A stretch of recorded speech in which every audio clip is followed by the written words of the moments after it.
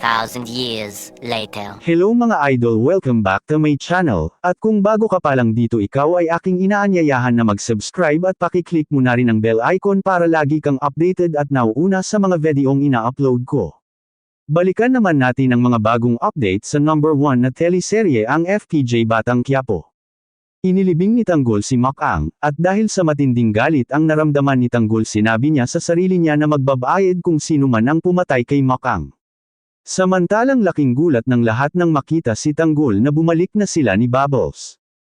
Pero galit naman ang naramdaman nila Bong sa pagbabalik ni Tanggol. Samantalang dumating naman sa kulungan si Rigor at Mondo para imbestigahan si Tanggol.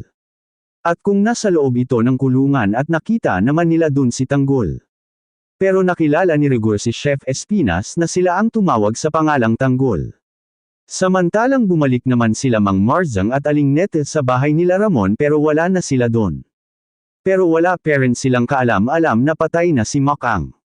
Samantalang pinaliwanag naman ni Bubbles sa kanyang lolo bakit sila natagalan sa pagbalik ng kulungan, at sinabi ng lolo ni Bubbles na kakausapin niya si Chef Espinas, at sana lang ay tanggapin ito ang paliwanag ni Bubbles, kung hindi sigurado mapaparusahan nilang dalawa.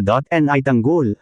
Samantalang nagplano namang tumakas ang grupo nila Edwin, para hanapin si Makang. Yan muna ang ating mga bagong update dito lang sa FPJ Batang Quiapo. Hanggang dito na lang, God bless you all.